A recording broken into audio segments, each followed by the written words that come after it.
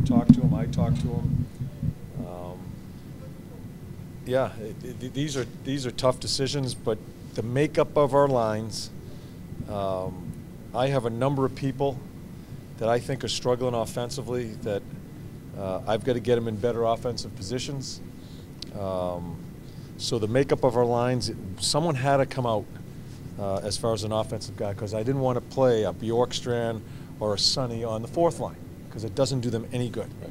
I think I've taken Borky's game away a little bit, because I haven't put him in enough offensive situations.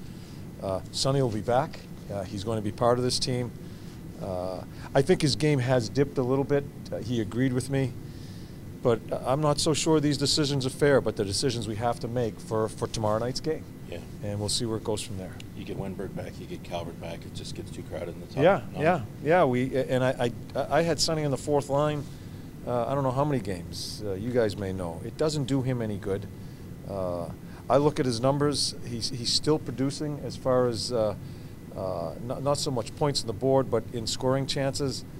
But I need to get Oliver going a little bit. I need to get a number of guys going.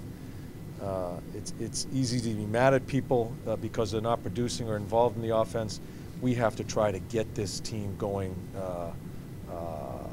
with more people offensively. So Sonny will go play.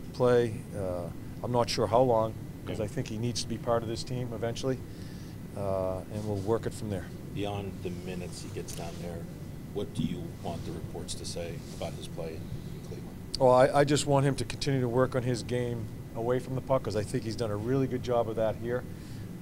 This isn't because of his play. It's because I put some lines together to try to help some people to get them in offensive positions. Sonny was the odd man out in my mind, and I wasn't going to put him on the fourth line. And our fourth line tomorrow will probably be Zedlak, Jenner, and Motter. That's more of an identity on a fourth line. So this is ever fluent as we go through. We're going to try to get some guys an opportunity in more offensive positions. Then we got to make decisions. And I truly believe Sonny's going to be a big part of this team as we go through the season. Pierre-Luc's line. We've talked about them a ton, but I wanted to ask you specifically about the transition game. They are so strong taking the offensive zone. Yeah. What is it about them that helps them do that, and how does that help them be so strong offensively? Well, I think again, I'm not a big numbers guy, you know that, but I do have one analytic that I look at every game that Josh gives me every game is no D-to-D plays. 88% of our plays in the last game against Washington, it was moved right up the ice. Right. Okay. That's really important towards transition, not so much for their line, but just for our game. I think where they are head and shoulders above the other lines in keeping the puck and having the puck in the offensive zone is just their battle level. Panarin in the last couple of games has won so many 50-50 pucks that, yeah, he's played really well. I think Luke has really been strong on the puck. And Andy is just, in all facets of his game, the puck's finding him because he's working that hard on it.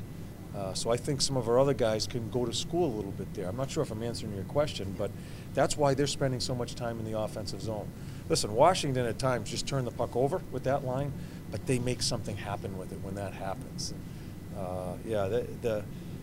I thought we played really good against Washington, other than our start. And a lot of people think it's the half a game. Even in the first period, we played really good after we gave up a couple of goals. They led the way, obviously. I just think we need the other lines, and I'm not exactly sure what they're going to be tomorrow night. They just need to be more consistent and maybe go to school and watch that line play.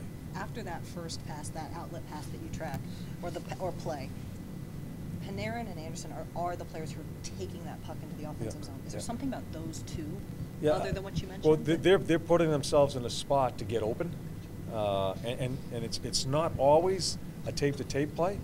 It's in an area, but they've won the battles. And they're just right now. That line is just in a really good area as far as supporting one another. That's another thing that it's very important to offense, is to have people around the puck, and so you're not isolated, because you make Panarin and Andy have done it many times. Just a little give and go, and they're open, and they have the zone. it's a line that's playing very well. I'm sure along the way, I hope it doesn't happen, but there may be some struggles there. But I just appreciate how hard they're working on the puck. And I'm going to show some video here shortly. Really, all our lines were involved in it with our forecheck and having the puck. I was really happy about that part. It's funny. I was more excited about the Washington game than I was probably than many of the wins we've had this year, because I thought everybody joined in and we didn't give when we were down by 2 early on there. So we just went out and played, and I thought we were stiff right on through. Do you think that the juxtaposition of Panarin being known as the skill guy and Josh is more known as a power guy, do you think that adds an extra challenge to defenses playing against him? Well, I think you know, I just think Josh is coming into his own as not just a guy that can skate and finish checks and get to pucks. He has shown some skilled plays here, and I think Panarin rubs off on him. You know, they start playing with the puck, and Panarin is very good away from the puck, getting open. I think it just adds to those guys. With the support and able to just make little 5-foot plays in the offensive zone. You saw that all through the Washington game, just making little 5-foot plays to try to get pressure off of one another, and then it opens up into a scoring chance. So Josh had 6 scoring chances in that game. I think that line had, we had 24 scoring chances. I think that line had 12 of them. So yeah, you know, it's working right now. They just feel it, and we're hoping some of that rubs off on some of our other guys. Do you have a criteria for putting guys together? Do you have certain things that you look at, or is it, let's just try this? No, this happened by accident. This happened by this line being put together by other guys not being able to work with Brett, or it just didn't seem like it was working. So. You, as a coach, you're always looking at the skill set or what that player is, and you try to match them up with maybe one of the guys on the line. It doesn't always work the way you want it to. In fact, most of the time it doesn't. You read your team, you give people opportunities. Don't get stubborn when you put them together. You don't even think it's going to work, but then it does. Don't get stubborn. Stay with it. Those are the situations we have to read as coaches. So that's how this evolved. It just happened, and you got to make the right call as far as allowing them to play and seeing if they can continue. You talked about that before. Is that a challenge for you to not get stubborn with it? And let's change it. No. I really think you guys think that I'm always looking to change things. I really am not. I'm trying to allow the guys to play and figure it out. I think that's a big part. I think coaching has changed now over a number of years now, and we're trying to stay away from giving up too much direction, giving direction, and allowing them to figure it out. So, but I also have to make the call when I think a team is stale. That I think that's part of my responsibility. You're damned if you do, damned if you don't as a coach. If you don't, they're saying, why isn't that guy changing it? And if you do, oh God damn, he changes everything all the time. And that's part of the business, but that's part of our job is reading and having a thumb on your team. And sometimes you're right, sometimes you're not, but you just try to keep your concentration and try to help your team. Did you put Panarin there almost as a message to the other guys? Like, here's the rookie guys. If the other ones, if you can't figure it out, we'll give him a shot. No, it wasn't a message. I think it's kind of turned into a message, though. I mean, we have a 19-year-old kid as our #1 center right now. Yeah. You know, that's the way it's worked out. 19-year-old kid that the coaching staff and management spent months talking about. Geez, we better keep him out of center. Yeah. We're not sure if he can handle it. You know, so there you go. You answer your question. We have no clue until you see things work. But no, it wasn't working with Wendy. I didn't think it fit with Nick's game. We tried it with Luke, and it just connected. But I think it is a message now because we need our other centers playing better. We can't have. Well, he's our #1 guy. And I think guys should look at it and say, man, look at that guy. And hopefully they'll join in. You put them together in Buffalo. Do you remember a moment there where you were like, oh, for God's sakes, this isn't working? No, I think it's I think it's a number of different situations as you watch them. And and sometimes, and I know I've done it, I've kept lines together too long because you're just hoping. You have your fingers crossed and you hope.